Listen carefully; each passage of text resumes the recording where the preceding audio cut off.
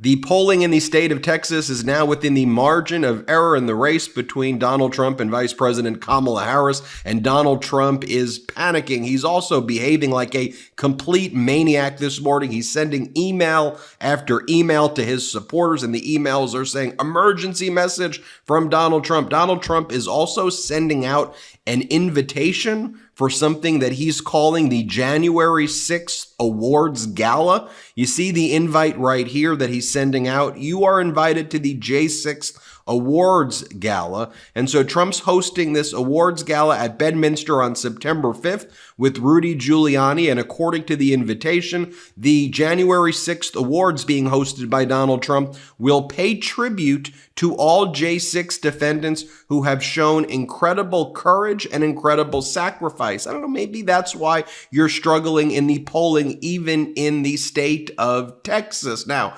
as a DeSantis supporter account even commented, just take a look at the Texas general election results. In 2012, Mitt Romney won by 15.8 points. In 2016, though, Trump only won by 9 points. In 2020, Donald Trump won by 5.6 points. And this poll just came out today showing Trump only beating Harris by about 4, and Ted Cruz only up by 2 in the Senate race. Greg Abbott won the gubernatorial race by 11. Again, this is a Republican writing this, saying Trump is a cancer in the Republican Party and is causing us to lose once reliable red states like Georgia and Arizona, and barely winning states that normal Republicans win by double digits. Take a look at the emails that Donald Trump is sending out as well. He sends this one: "Are you still awake after that?" And this was after last night's DNC proceedings. "Nancy Pelosi, Bill Clinton, and Tim Walz spoke. Their vision for America is scary. It's really bad. It'll be the end of this country. Economy crash, jobs eliminated, illegals invading, crime skyrocketing. Now Kamala and her minions have $500 million to spend against Trump." Then the next email that he sent at 6:41 a.m. in the morning, I subscribe to his listserv so you don't have to. The subject is $500 million. And when you open it, it says, "Emergency alert from Trump. Ben, $500 million. That's the size of Comrade Kamala's war chest. She's expecting millions more dirty liberal dollars to pour in today. Today might be her best fundraising day ever. Here's my rally cry before her DNC speech." Let's be clear, Donald Trump is intentionally stoking violence. Now, as Donald Trump's panicking in the morning, what does he do? Per usual, he calls his propaganda network Fox. And the Fox host couldn't even get a word in as Donald Trump ranted and raved. And I'll just show you a small portion of what Donald Trump was saying. Here, play this clip. Bad to say. You're talking about then so I many. have to listen to, excuse me, but then I have to listen to a lightweight like this get up and absolutely lie. But they all lied.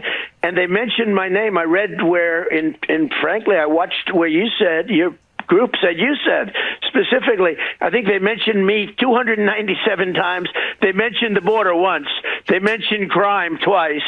They don't mention the economy because the economy is horrible. They defrauded the people of our country with the job numbers. You saw that. 818,000 fake jobs they put on the rolls. They thought they could keep it. They thought they were going to keep those numbers until right after the election when they could announce a revision, but they weren't able to do that because they had a leaker and somebody leaked the numbers. They were fraudulent job numbers, just like they have fraudulent crime numbers.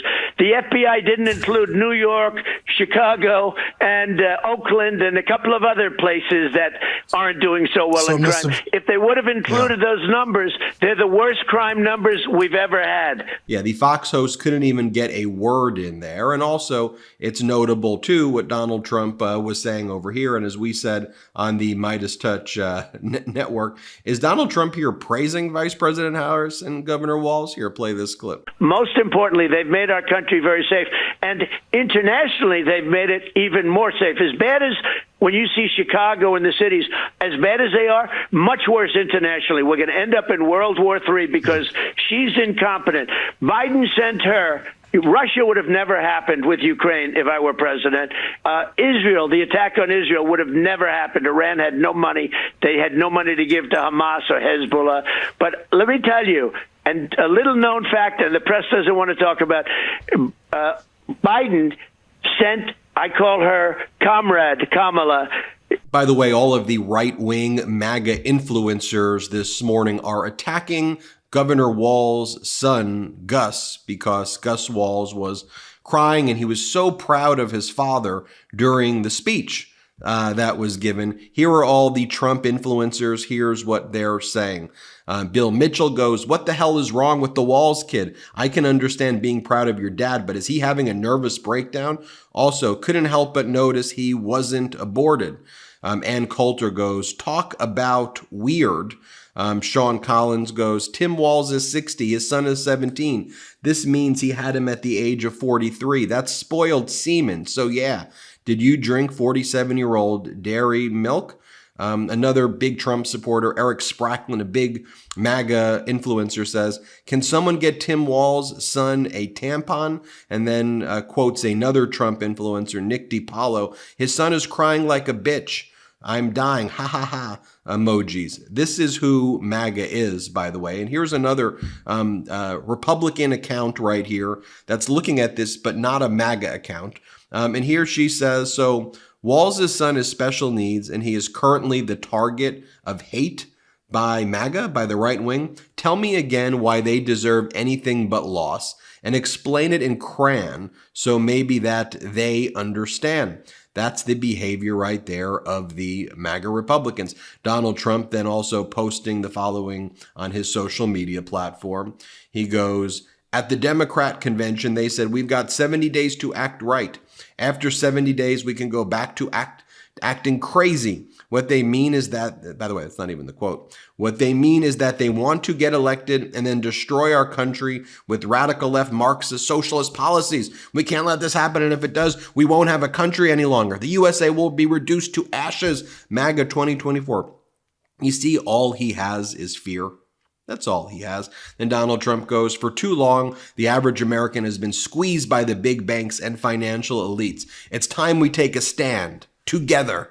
By the way, someone else obviously wrote that post for him. But Donald Trump, you're the financial elite who scams we the people who've stolen from us your entire life with grift after grift as you bankrupt each of the companies that you touch. And then, of course, Donald Trump made that post last night where he attacked Governor Josh Shapiro of the Commonwealth of Pennsylvania and called him the highly overrated Jewish governor. That's how he referred to him as right there.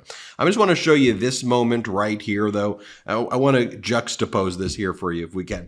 So here is an interview from Donald Trump's running mate, J.D. Vance, talking about how he thinks that this is such a dark, the Democratic convention, so dark and ominous. Here, play this clip. I thought it was actually a very dark and ominous tone where they attacked Donald Trump and they attacked the people who voted for him rather than offer a compelling vision for the future. So it fell flat to my ears. Of course, the American people will make the ultimate decision. Okay, now let me just show for you the type of videos that were being played and the presentation from last night's DNC. Here, play this clip. He's fought for background checks and red flag laws.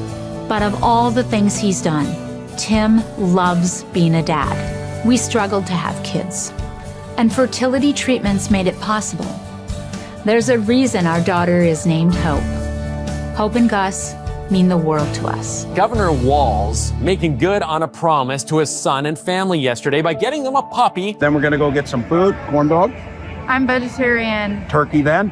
And Turkey's meat. Not in Minnesota, turkey special. He's as at home on a farm, a fishing boat, a football field, or a factory floor as he is on the floor of Congress. Tim's commitment to service all comes back to the values we grew up with. Love your country, help your neighbor, and fight for what's right. Because that's what America is all about. Two middle-class kids. One, a daughter of Oakland, California. The other, a son of the Nebraska Plains, only in America. Is it possible for them together to make it all the way to the White House?